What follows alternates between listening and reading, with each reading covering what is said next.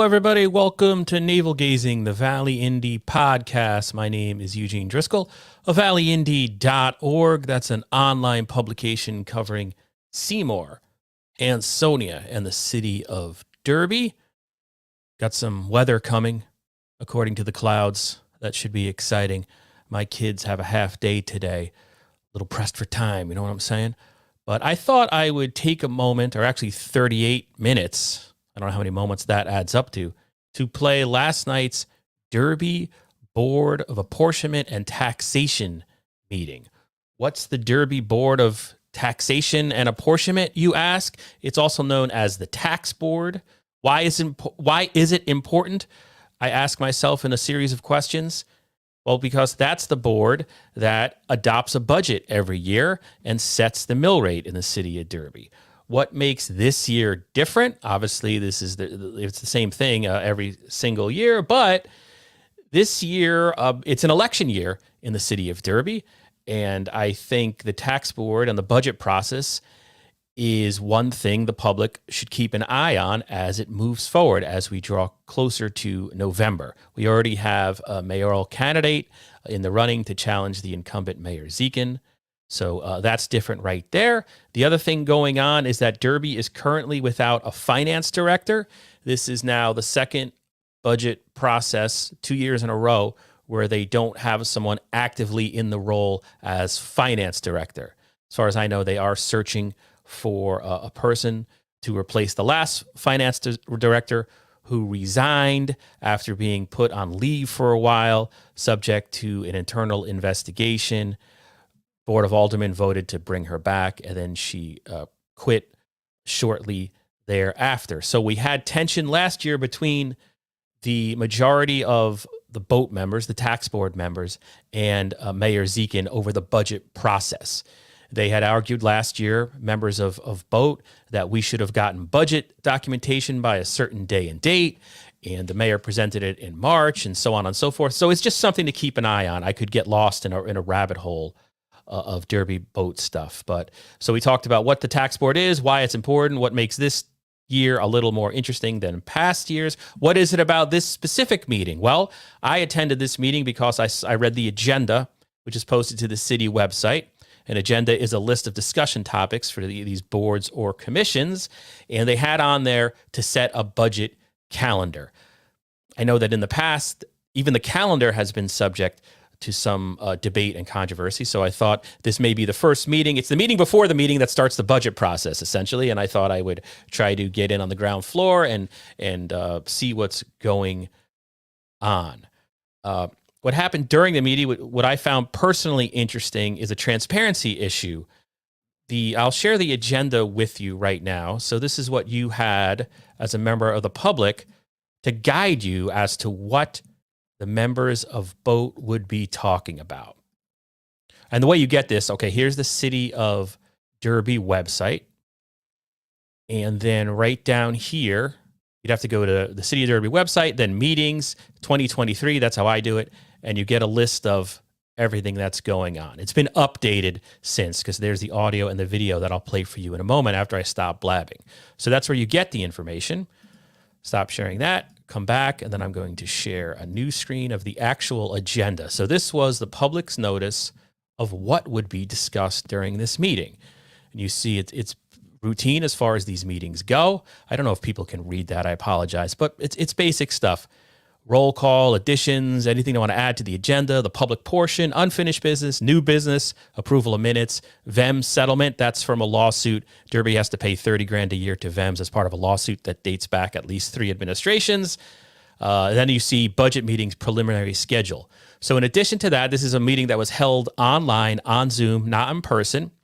So many towns in our area and across the state and across the United States have been putting agenda packets online, so the public has an idea going into these meetings exactly what documents are going to be discussed, so they can have a basis to follow along. Because many times, as someone who's been going to these municipal meetings for 24 years, if you have no backup documentation and you don't have a copy of what the members of the board or commission is talking about, there's really no point in attending these meetings. It's like listening to a language that you don't understand.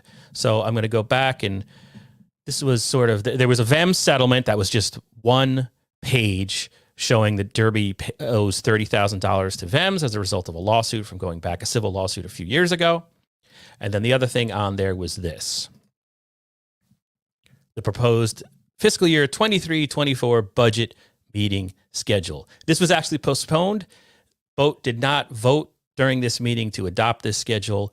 They want to confer with the mayor about future meeting dates. Okay, so the meeting starts, and then during public session, the superintendent of schools makes a presentation with documents he said he had shared with the board at some point before the meeting. And basically, he starts talking about there's a deficit in the school district, and he has a very detailed presentation, which I'll show and share. But as a member of the public trying to keep up with the conversation, I went back and I looked, wait a second, there's a presentation being made here. This was prepared in advance. It was shared with the members of the board. Why? First of all, why isn't this on the agenda? It's not listed as a discussion topic.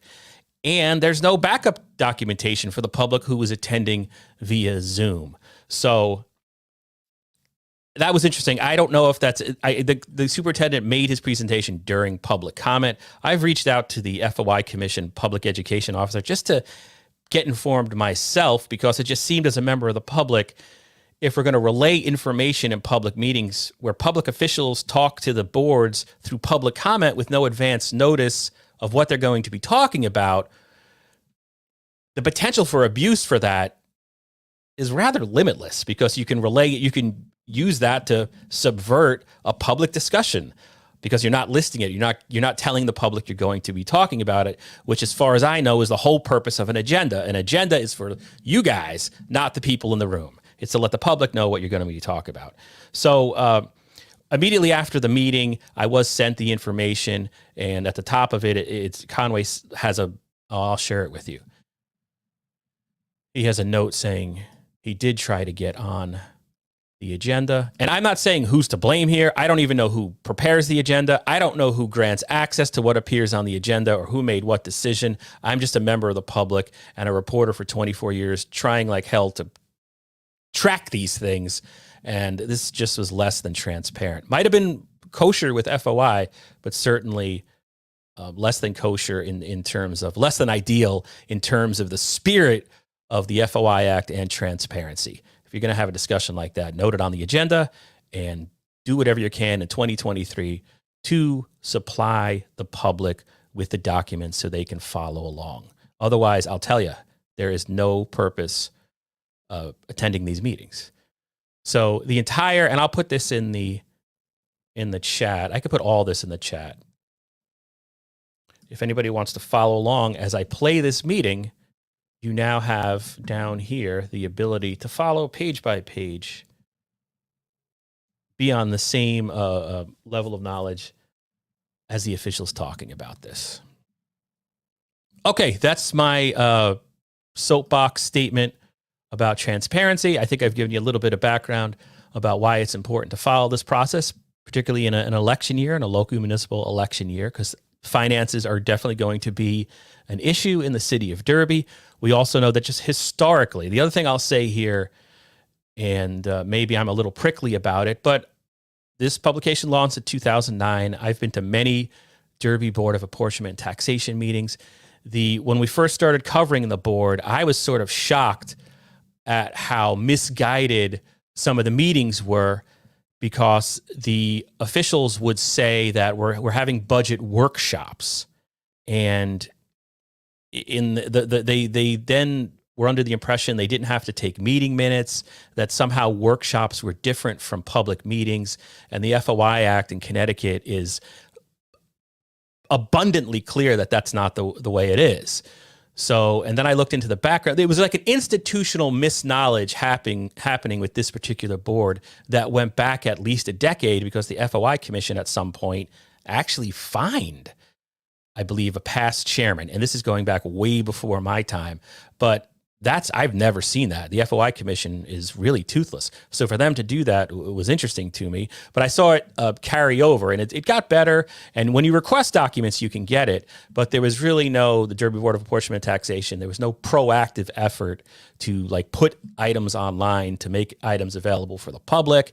At one point, a past finance director called me a pain in the ass for asking for a copy of the budget so I could follow along. So that was the attitude going back. So I'm a little prickly with when they start talking about, our money in this manner, not having it noted on an agenda where we all have a level playing field. All right. So, and this is the one area where I think we're allowed to share opinion when it comes to FOI Act, because all the Valley Indy tries to do is be a member of the public and try to access these public meetings. And when there's unnecessary barriers put in the way, it should be reported on. All right, let's watch the meeting. And again, I'm not assigning blame to any, I don't know who's to blame for that, but what happened, happened. Here we go.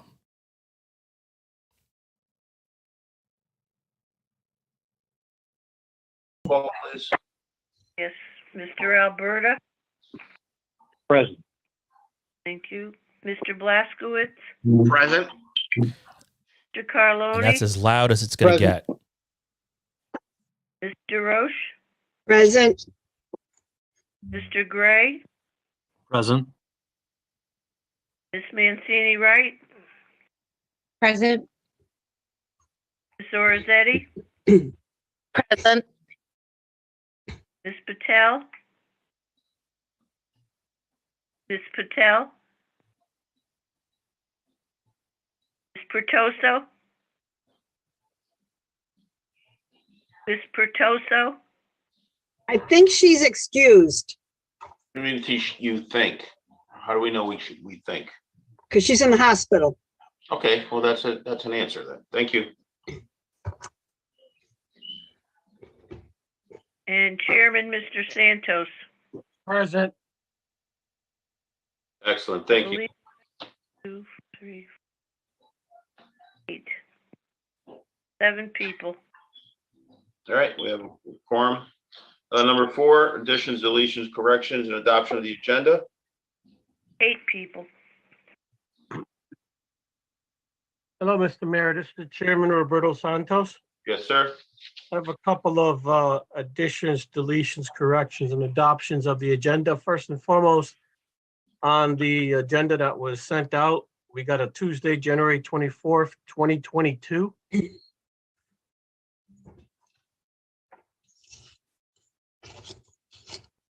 don't know. I got Tuesday, I got 24. Okay. I got 22. It says Tuesday, January 24th, 2022. Correct. I just took it down from the, or it should be, yeah.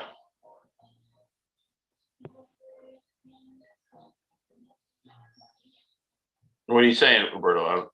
Well, no, to make sure that it's for today's date, when we record it, that it's 2023. Oh, 2023. I'm sorry, I saw the 2020. All right, Mark, you got that? I got it. All right. And also, I'm pretty sure that we might be able to do it right now for corrections on the Bold's proposed fiscal 23-24 budget meeting schedule.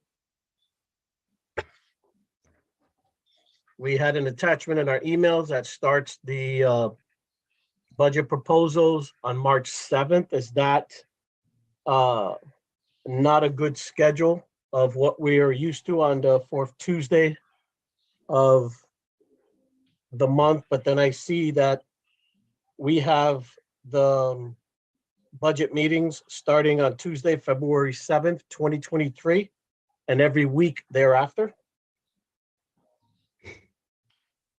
For the meetings, yeah, it's the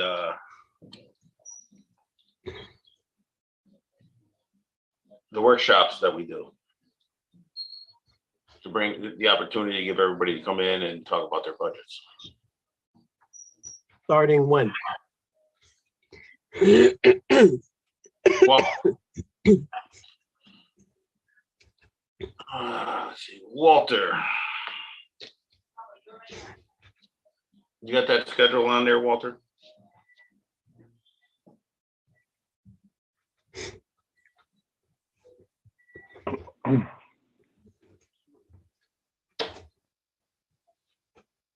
Do you want me to share the screen, Mr. Mayor? Yeah, please. Thank you, Mark.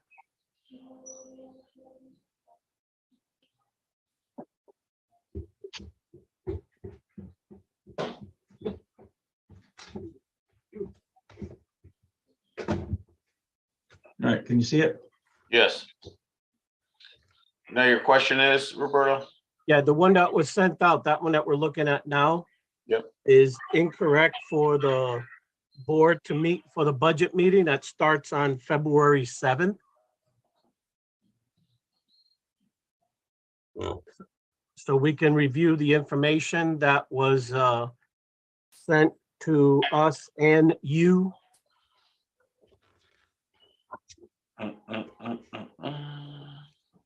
Mr. Mayor, if I might, Yes, sir. this is the proposed schedule as it was used last year. It doesn't prevent the board from meeting on its regular meeting time in February.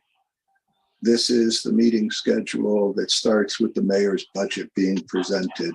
Last year, the board chose to meet every week after that, and then the week prior to adoption, they met, or they scheduled to meet daily. The board is free to adopt whatever they wanted. They can take this under advisement and come back with a schedule for the next meeting if they so choose. It was just done as a courtesy based upon what transpired last year. I appreciate that, Walt, for the explanation. Last year, as we ran into difficulties in extending every day because of the March 7th start, I appreciate the sharing of the budgets that was already deliberated with the finance director and sent to us for our meetings on February 7th. So like that, we can make conscientious decisions on the mayor's budget and what we have looked over for the budget. And on top of that, starting April 7th, as I see on this calendar, that's a Friday date, and so is the 14th is a Friday date when we meet on a Tuesday. Like I said, that was the schedule that was intended to be reflective of what you did last year. You're free to set up whatever you'd like. The mayor's budget is due March 1st. So the Tuesday after March 1st was March 7th. Are any information going to be sent to us for the department head's budget that they sent to you? Are you going to let us see it before March 7th or March 1st? The board, the department heads all received your email. They are responsible for responding to that individually. I have had a number of calls to the office, and we instructed them to follow the directive that you sent out. Yeah, and the directive was sent to send both a copy and the mayor. Did the mayor receive the department head's request for the budget? We had already sent out emails requesting those, yes. Are those going to be shared with the boat, the information that you have? No, we were planning on letting the department heads fulfill your requirement and send it directly to you. Again, I just want to repeat, the letter that I sent out was that the department heads will send it to the boat and the mayor. We had already sent out a letter, Roberto, asking them to submit their budgets to the mayor, actually to the finance office, and the deputy finance director is working on the ones that she's received. Okay. Is the deputy finance director going to share that information with us? No, the department head should provide it to you, just as you requested. Okay, so we're going to make just a off the hip decision on the budget without the financial director looking at it and sharing the information with us like it was done in previous years? which began with the mayor's budget, which is presented after March 1st. Okay, so we're going to be blind and going into March 1st without reviewing the full spectrum of Board of Ed, Police Department, Public Works, Derby Fire, and any additional presentations? I believe you sent them a directive, did you not?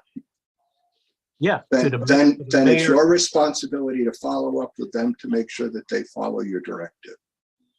And doesn't it receive input from the Finance Department? I'm not sure what you're asking. I'm asking that these budgets be looked at by the financial director so that we be pretty much informed properly so that we match the mayor's budget and the decisions that we need to do as a board. You'll have that when the mayor's budget's presented, sir, just as it was last year. Okay, I mean, we're not going to settle anything tonight. I would actually would like to talk to you and the mayor offline so like that we don't take up the board's time. Well, I believe you had opportunity to do that since I responded to your emails previously about a week ago. So sure, give us a call. Okay. The next thing, I think we'll get, go ahead. We're still on additions, deletions, correction, and adoption of the agenda. Right, one correction that I wanted it to look at the VEMS settlement final payment. Before we get to it, they have a number there, it's 30,500. That's a typo. It should be 30,000. 30,000, okay, thank you for correcting that, Walt. All right, so that's correct. I have a question, Mr. Chairman. Who is Mr. this? Chairman, I have a question. Yes, sir. Mr. Chairman, you tried to add a couple of things in. I did not receive them. Are you trying to add stuff in before we receive them? What do you mean add? What did I add? Well, you added some stuff in the beginning of the meeting. You had said you wanted to add a couple of things to the top of the meeting. I didn't see that, I'm sorry. Oh, no, I just read number 4 straight across. Addition, deletions, corrections, and adoptions of the agenda. Okay. Okay, yep, all right, my apologies. I missed that, sorry. All right, anything else? Additions, deletions, corrections, adoption agenda.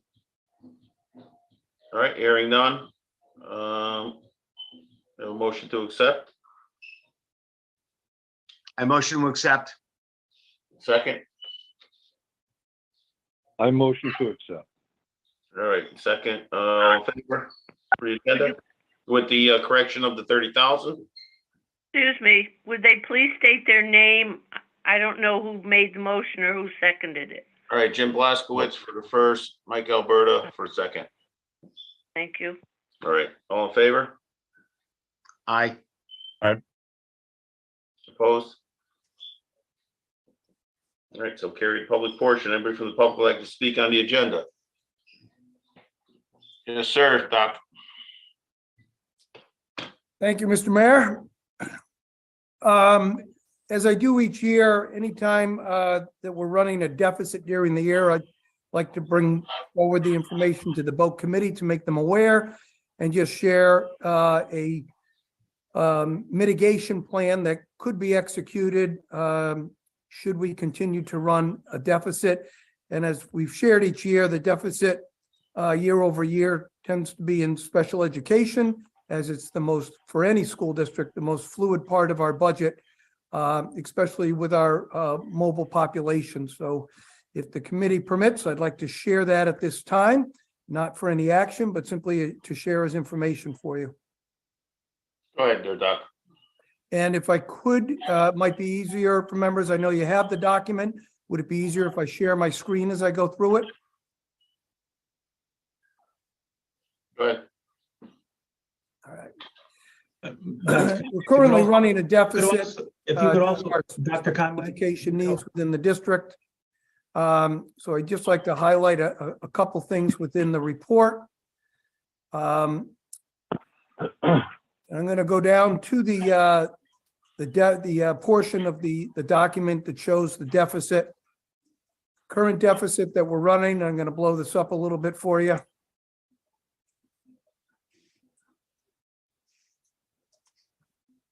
Is currently right now the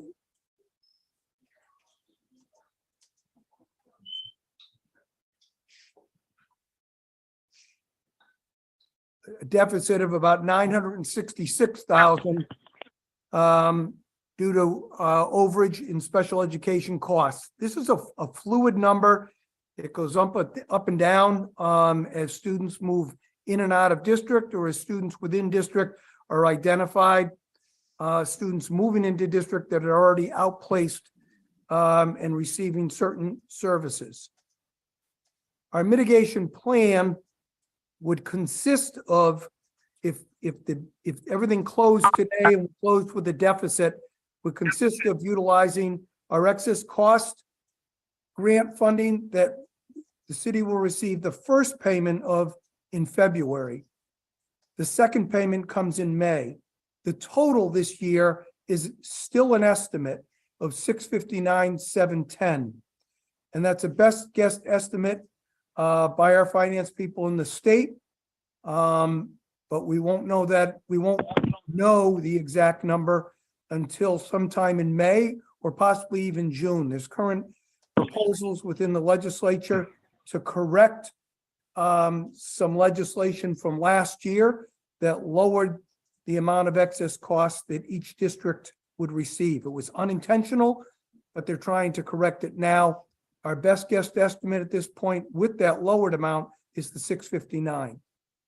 The other two possible funding sources to reduce the deficit is in fiscal year 1920, currently sitting in the non-lapsing account, according to the city, is $235,000.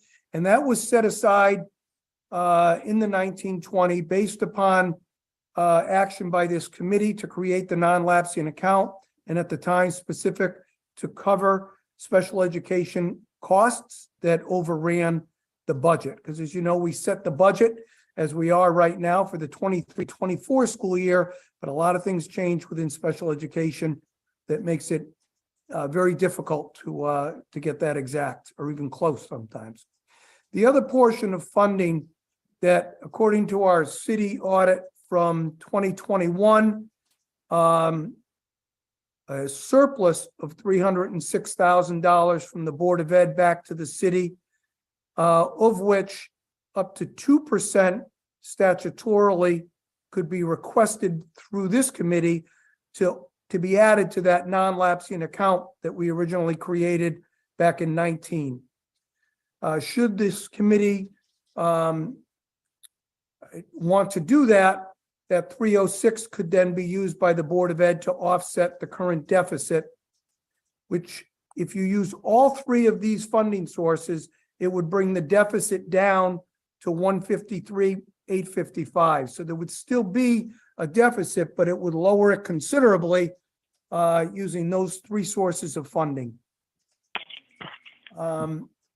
The other information provided in the document simply gives the committee the background, if you're not familiar with the non-lapsing account, how that was originally created, and the follow-up action in 2021, increasing the 1% to 2%. What happened between 19 and 21 is the state increased the allowable amount from 1% to 2% in 10-248A.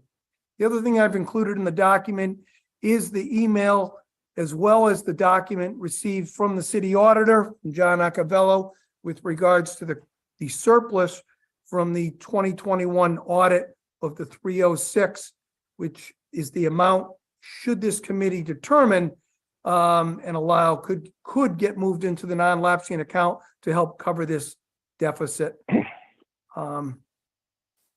Other documents I've included in here simply are capital projects that we're looking for alternative funding sources for. We have a federal grant that we're working on now that we have to submit an intent for by January 26th. which would hopefully 100% cover some HVAC costs. Also included in that report are several security updates that we'd like to pursue grant funding or other sources of funding for, whether from the city or the state. The state does have funding to cover up to 74% of these costs for Derby. We would have to come up with the other 20% as a community. If federal funding is not allowed to be used as a match, which we are also working on legislatively. Our biggest concern at this point in our notification to you guys is simply the current deficit that we're running. Doc, isn't that being what you just talked about with the federal and all that with the Johnson Controls they're researching? They are. So that's with the federal funding, Mayor, and we're hopeful on that. We're going to submit that on January 26th. We're hopeful, our intent to apply for that. The final submission is not until April. We are working with Johnson Control on that, and we hope that would be through the federal program. The city would not have any incurred costs, upfront incurred costs on that. Thank you. Question to the superintendent. Yes, Jim sir. Blaskowitz. Yes, Jim. I would just like to know, did you send all the full trial balance and everything to the finance department to have them analyze that? Yeah, that was actually the information here is from the auditor who has, he has our trial balances, Okay, as the city does as well. okay. Okay, I would think that would come under the Board of Education budget. What occurs with the special ed, Jim, is it's such a fluid number of when kids are moving in and out of district, or even kids in district that within the school year, after the budget is passed, are identified with certain needs that we're responsible for. So it's a tough number to predict for any school district. It's the most fluid number for any school district throughout the year, but especially when you have a high mobile population as we do. I'll give you a good example of this. Even today, we received notification that a student receiving services in an outplaced program, which are the most expensive, incur the most costs, will be moving out of district in March. That will reduce the amount of our obligation this year for that one contract for about 17,000. So even the number that I'm showing you now at the 153, if you looked at the report that I sent for last month's meeting, it showed 366 because we had not included the 235 that's currently sitting in a non-lapsing account as a mitigation measure. But in addition to that, students have things with students' needs have changed, especially the one that we just found out today after I produced this report that would reduce this by another 17,000. So it's a very fluid number and very difficult to predict ahead of time, which is why we had originally created the non-lapsing account to be able to put money into, to be able to absorb any overages. So Right. once it's put into the non-lapsing account, to your point, Jim, it is then under the control of the Board of Ed, but statutorily, it's up to this committee to authorize moving that surplus into the non-lapsing account. My other question would be, shouldn't the money be transferred by the end of the year so that we know what we already did for the year? That's why I'm bringing it to the attention of the committee today. So should the committee want to make that transfer into the non-lapsing account, they could do so before the end of the year. Dr. Okay. Conway, the $17,000 that you're talking about, is that just to fulfill the obligations for the rest of the year? Or is that a 1 year obligation to hold the 17,000, or is there different costs throughout the year for that one student? So to give an example, Mr. Coloni, the contract for that one student is about $114,000 for the year. But remaining on that contract, should the family follow through with the move in March, would reduce that contract by about $17,000. So there would be a savings of $17,000 because we won't be paying the remaining of the contract through the rest of the year, which would reduce the number you see on the screen, the 153 by 17,000. Should we For just we use this year, these other correct? items to mitigate the total deficit? And that savings is just for this year. So Yes, next year, that's correct. we will be saying the full 100 and some odd thousand. I'm sorry, I forgot what that number was.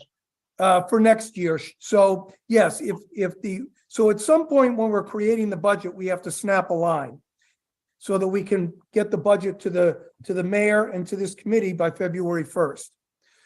But that number for special education, which is in that budget, we snap the line, we produce our budget, which we're still working on now, and we'll have it to everybody by the February 1st date. But even things like this, we want to include as in that final number that we present to the board, knowing it could possibly change. So with a contract like this, it would have been included in that budget for next year had we not, if we had submitted that budget, for example, yesterday. But as of today, having this information, and once we confirm that that family is moving, it would reduce your 23-24 budget for special education by that amount. By the 140,000. 14, yep. 14, I'm sorry, Understanding that 14,000. the day after we submit it and approve it, a student could move into district with a very similar cost. Okay, thank That's you. the reality of our day-to-day operations, is students moving in and out could really swing this budget for special education one way or the other. Superintendent, I Thank you. understand this. Just one more question. Have you sent all this to the finance department? All of, Everything you're speaking of now, have you sent that to the finance department to have them look at that? I'll double check with my business manager, but my business manager and the finance department have regular meetings, and they have access specifically to our budget. Understood. Thank you, sir. And if there's anything, that somebody's not aware of, they're certainly welcome to the information. I mean, but my business manager, who I believe is on with us tonight, let me just double check if he's logged in. Yep, I'm on. Robbie, maybe you could answer that question in terms of how often you're meeting with Nancy? Yeah, we talk a couple times a week.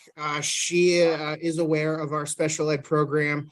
One thing I just like to highlight on this sheet, that looks like the third column, you see a handful of dates here. These are all people, children that have come into our program that need to be outplaced after the budget was already completed. So at this time last year, we were not aware of those kids coming into the district. So I think there were 5 on this list. So we have to, we have to provide them the education, so it's just not anticipated. Thank you, Mr. Trainer. Thank you. And Dr. Conway, that's your rationale behind explaining the numbers as being fluid, and the fluidity is based on the children coming in or out of district, correct? The majority of the fluidity is, Chairman Santos, some throughout a year, year over year, could be students within district that are identified and then in need of services. But the majority of the fluidity is students coming in and out of district. As I shared in my narrative, just since September, and this was until December, and as Mr. Trainer just shared, 210 students moving into district just after September 1st, after the start of the school year. Today, that number is 219. And of those, 25 were identified in need of special education, 5 of which were outplaced from the prior district that they were coming from. So we have very little control over that number. Which is one of the reasons why we created that non-lapsing account back in 2019. Thank you for that explanation. All right, thank you, Doc. Thank you, Mr. Mayor. All right, anybody else from the public would like to speak? Anybody else? Third last call. Can I speak, Mr. Mayor? It's Eugene from the Valley Indy. Go ahead, Eugene. Just a quick statement. I'm a member of the public trying to follow along with this conversation, but this wasn't listed on the agenda. I realize it's being discussed in public during public comment. And then if I want to follow along, none of the documentation is online as part of the agenda packet. I'm not saying this to disparage anybody. It's just really hard to follow if none of the information is provided before the meeting. No, absolutely correct, but I just want to give him some privilege here, Doctor, especially with the school systems and everything like that. I know it is difficult. We will get any documentations that you need, Eugene. You can just contact the office tomorrow. Excuse me, Eugene, would you state your name and address, please? Sure, I Excuse me. apologize. It's Eugene Driscoll, and I live at 246 Hawthorne Avenue. Thank you. Sorry.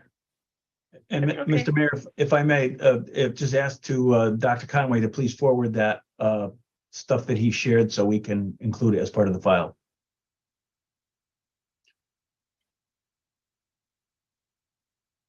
Thank you. He gave you a thumbs up. I think you're good. Sorry about that. I thought I was muted. That was I'll a certainly thought. share that out right now, and to Eugene, I'll send you a copy as well. It was included in last month's, I apologize, in last month's meeting. It was posted. I spoke with Chairman Santos, and it was requested through the chairman that I speak during public portion of that. Members had copies of the materials, but I will share those with all again now as well. And Dr. Conway, just confirming that was the thumb, right? That was, Oh, okay. That's what I thought. Thank you. Thank you, sir. All right. Hearing no others, we'll go to number 6, unfinished business. Having none, number 7, new business. 7.1, approval of minutes, regular meeting 11/22/22. Can I have a motion to accept?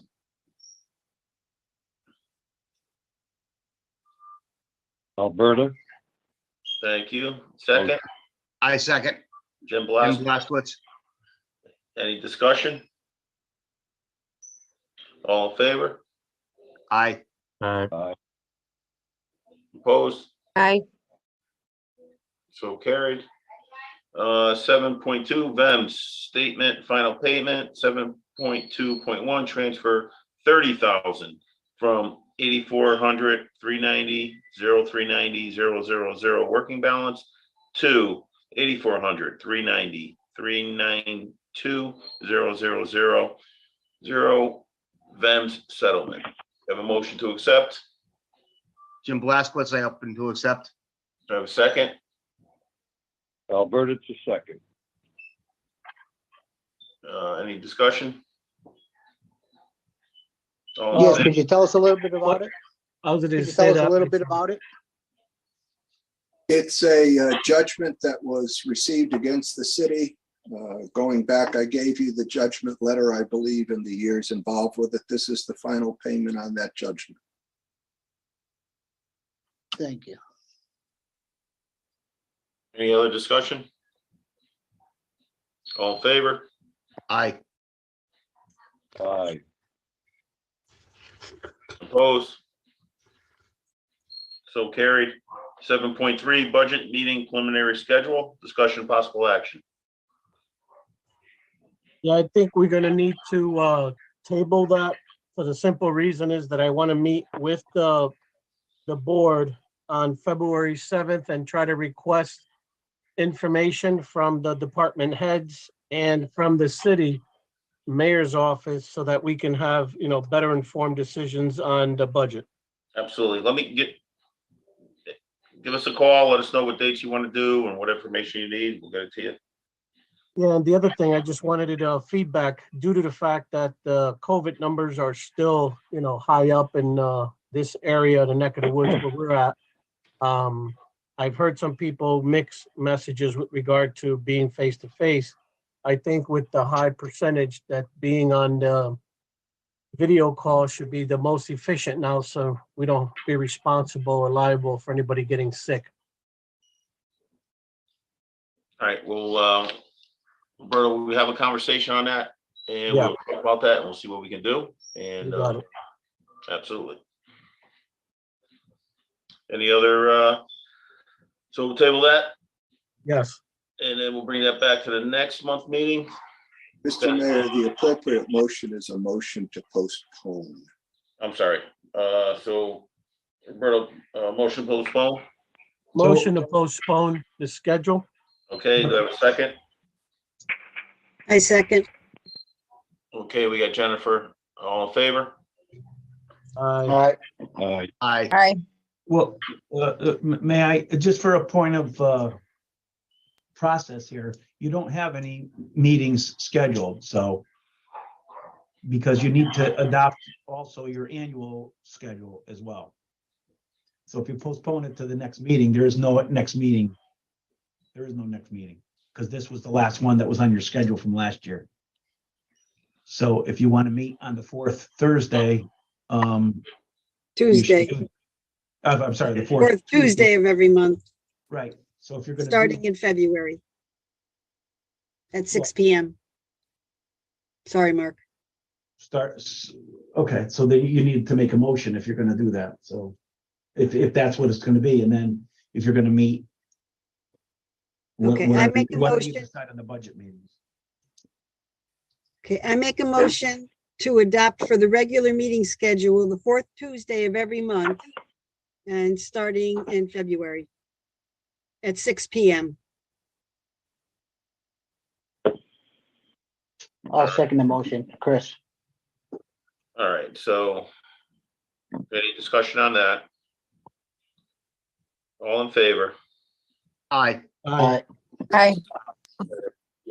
Opposed? All right, so carried. So we have that, and then we have a postponement on the budgetary meeting preliminary schedule.